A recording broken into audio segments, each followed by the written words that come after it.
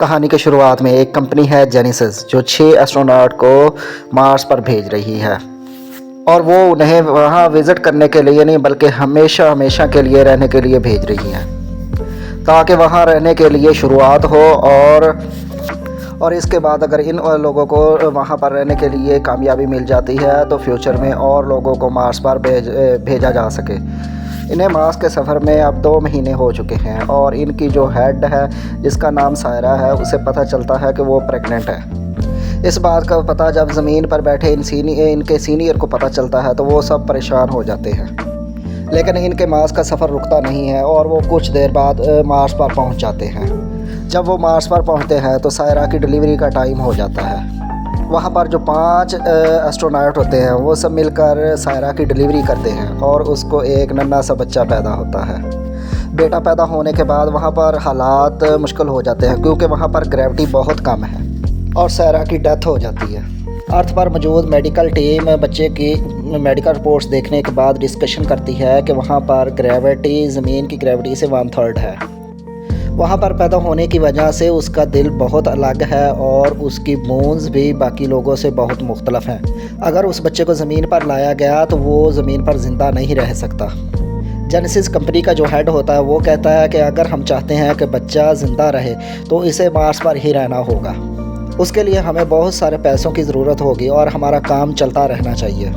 और अगर हम चाहते हैं कि हमारा काम सही तरीके से चलता रहे तो इस न्यूज़ को दुनिया से छुपाना होगा ताकि हमें फंडिंग मिलती रहे और हमारा काम भी चलता रहे और ये बच्चा भी ज़िंदा रहेगा। उसकी इस बात से पूरी टीम रजामंद हो जाती है और वो डिसाइड करते हैं कि वो ये इन्फॉर्मेशन किसी को नहीं देंगे और छुपा के रखेंगे।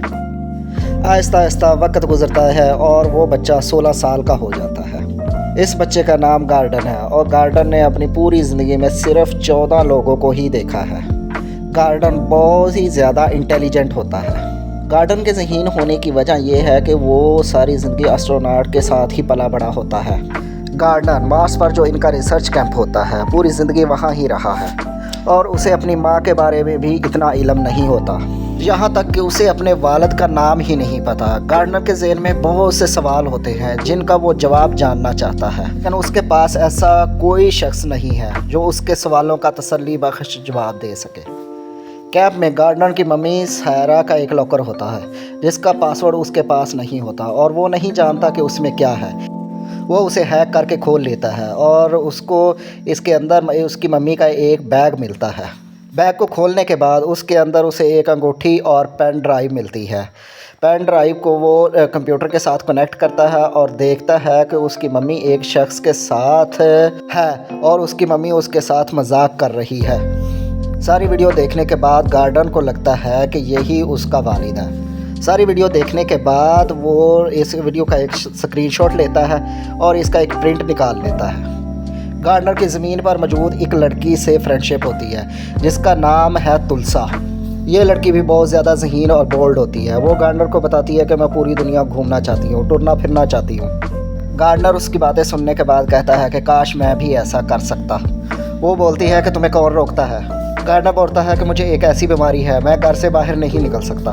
वो पूछती है कि क्या तुम वाकया ही घर नहीं छोड़ सकते, तो ये बताता है कि मुझे ऐसी बीमारी है जिसकी वजह से मैं घर नहीं छोड़ सकता और एक पेंट हाउस में रहता हूँ। तुलसी ये सुनकर उस पर यकीन नहीं करती।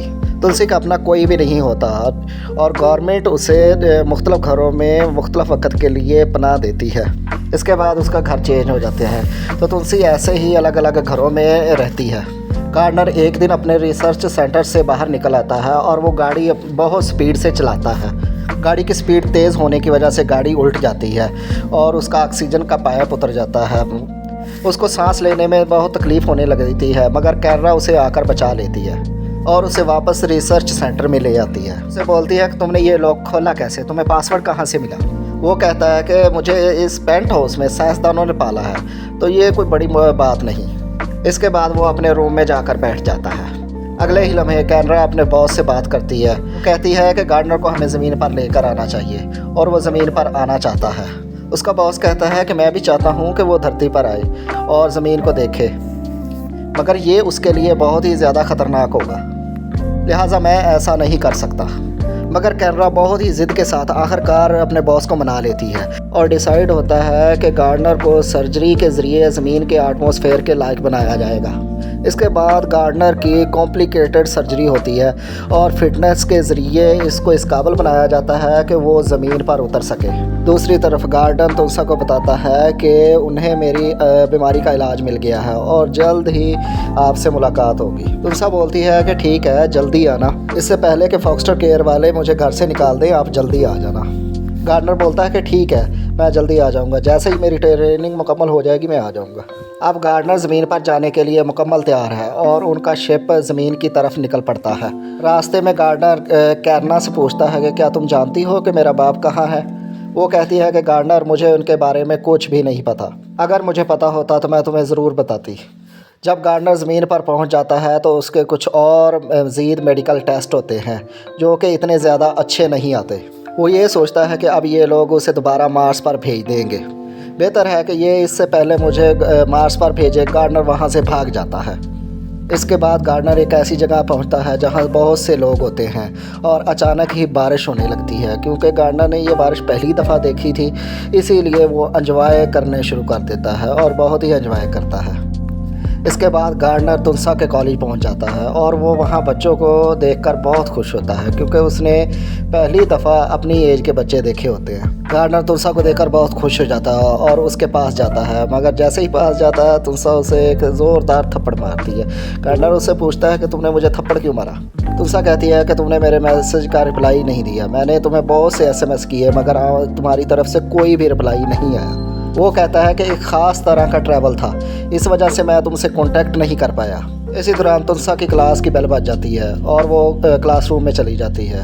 क्लास ख़त्म होने के बाद तुलसा उससे पूछती है कि तुम हो कहाँ से, तो वो बताता है कि मैं मार्स से हूँ। तुलसा पूछती है, अच्छा मार्स, मगर तुलसा उसकी किसी भी बात पर यकीन नहीं करती। गार्डनर तुलसा से कहता है कि मेरी माँ की मेरी पैदाइश के वक्त मौत हो गई थी, मैं तुम्हारे अलावा यहाँ पर किसी को नहीं जानता, लिहाजा तुम मेरे वालिद को ढूंढने में मदद करो।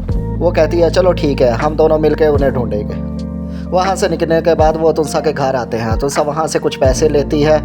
इसी दौरान कैनरा और उनका बॉस वहाँ पे आ जाते हैं और वो उन्हें कहते हैं कि वो हमारे साथ चले, नहीं तो उसकी जान को ख़तरा है। लेकिन गार्डनर उनकी कोई वो बात नहीं मानता और कहता है कि मैं अपने डैड को ढूंढने के लिए जा रहा हूँ और वो वहाँ से भाग जाता है। उसको पकड़ने के लिए उसके पीछे कैनरा भाग रही होती है और उनका बॉस भी गाड़ी लेकर उनके पीछे पीछे आ जाता है। वो पकड़ने ही वाले होते हैं कि तुलसा एक हेलीकॉप्टर लेकर आ जाती है जो काफ़ी वक्त से उनके खेतों में पड़ा हुआ था। वो उसको लेकर भाग जाते हैं, मगर तुलसा को ये अच्छी तरह चलाना नहीं आना होता और जब हेलीकॉप्टर हवा में उड़ रहा होता है तो उनका पेट्रोल ख़त्म हो जाता है और उनकी लैंडिंग बहुत ही बुरी तरह होती है। उनका जहाज़ एक हमारे के साथ टकराने वाला ही होता है कि इससे पहले ही वो जहाज़ से कूद जाते हैं। जहाज़ हमारे के साथ टकराने के बाद ब्लास्ट हो जाता है। ये देखकर जेनेसिस कंपनी का मालिक बहुत डर जाता है। कैरना बॉस को बताती है कि वो जहाज़ के टकराने से पहले ही कूद गए थे और भाग गए हैं। इसके बाद गार्डनर के पास जो रिंग होती है तुलसा उसे गूगल पर सर्च करती है और उसे इसके मैन्युफैक्चरर का डाटा मिल जाता है। वो दोनों डिसाइड करती है कि इसके मैन्युफैक्चरर से मुलाकात करते हैं और उनसे तुम्हारे वालिद के बारे में पूछते हैं। इसी दौरान कैरना को डॉक्टर का फ़ोन आता है और वो उन्हें बताती है कि गार्डनर की जो रिपोर्ट आई है वो बहुत ज़्यादा अच्छी नहीं आई।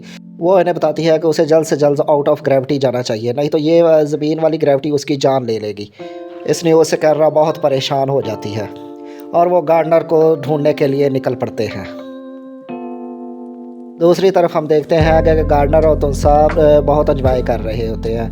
वो ग्रॉसरी स्टोर से कुछ शॉपिंग करती हैं और आगे के तरफ सफ़र पे रवाना हो जाते हैं। इसी सफ़र के दौरान गार्डनर और तुलसा को एक दूसरे से बहुत लगाव हो जाता है और वो दोनों एक दूसरे के बहुत करीब आ जाते हैं और आखिरकार वो उस शख्स के पास पहुंच जाते हैं जिसने वो रिंग बनाई होती है। वो उन्हें एक बिल देता है जिस पर ख़रीदने वाले का एड्रेस होता है। इसके बाद वो दोनों इस एड्रेस की तरफ निकलते हैं। इसी दौरान गार्डनर की तबीयत बहुत ज़्यादा ख़राब हो जाती है और उसकी नाक से खून निकलने लगता है और वो बेहोश हो। तुलसा उसे लेकर हॉस्पिटल आ जाती है। हॉस्पिटल पहुंचने पर जैसे ही डॉक्टर उसका चेकअप करते हैं तो वो हैरान रह जाते हैं क्योंकि उसका दिल बड़ा और बोन स्ट्रक्चर मुख्तलिफ होता है। यह देखकर तुलसा समझ जाती है कि वो वाकई मार्स से आया है और वो सच बोल रहा होता है। डॉक्टर तुलसा को बताता है कि उसके साथ ये सब इसी वजह से हो रहा है कि वो मार्स से आया है और ये ग्रेविटी उसके लिए ठीक नहीं है, लिहाजा इसे जल्द से जल्द वापस अपनी टीम के पास ले जाओ। तुलसा गार्डनर को वापस जाने के लिए कहती है, मगर वो नहीं मानता। इसके बाद वो दोनों वहाँ से निकल जाते हैं। इसके बाद वो वहाँ पर पहुँच जाते हैं जिसका एड्रेस वो अंगूठी वाला देता है। ये वही जगह होती है जो वो वीडियो में देख रहा होता है। जब वो घर में दाखिल होते हैं तो वहाँ पर वही इंसान होता है जो उसकी माँ के साथ वीडियो में होता है। वो इस शख्स को वही फ़ोटो दिखाते हैं। वो पूछता है कि ये फ़ोटो तुम्हें कहाँ से मिली। वो बताता है कि सैरा एलियट मेरी मॉम थी। वो बताता है कि मेरी पैदाइश पर वो वफ़ात कर गई थी। गार्डनर उनसे पूछता है कि क्या वही इसके बाप है, तो वो बताता है कि नहीं, वो इसका बाप नहीं है, बल्कि मैं तो सारा का भाई हूँ और तुम्हारा मामू हूँ। ये सुनकर गार्डनर बहुत ज़्यादा परेशान हो जाता है और समंदर की तरफ निकल पड़ता है। वो सारा से कहता है कि मैं ज़मीन पर पैदा तो नहीं हुआ, मगर मर तो सकता हूँ ना। मेरी मॉम यहाँ पर रहती थी, उसकी यादें हैं यहाँ पे, तो मैं यहाँ पर मरना ही पसंद करूँगा बजाय इसके कि मैं मार्स पर चला जाऊँ। गार्डनर मरने वाला ही होता है कि तब वहाँ पर जेनेसिस कंपनी का मालिक आ जाता है और उसे बचा लेता है। वो इन्हें बड़ी मुश्किल से होश में लेकर आते हैं। जब वो होश में आ जाता है तो गार्डनर उससे पूछता है कि मेरी मॉम कैसी थी, तो वो इन्हें बताता है कि वो बहुत ही नेक और अच्छी थी। गार्डनर को शक हो जाता है और गार्डनर उससे पूछता है कि क्या तुम ही मेरे बाप हो, तो वो उसे बताता है कि हाँ, मैं ही तुम्हारा बाप हूँ। इतने में वहाँ एम्बुलेंस आ जाती है और वो इन्हें एम्बुलेंस में उठाकर एयरपोर्ट की तरफ ले आते हैं।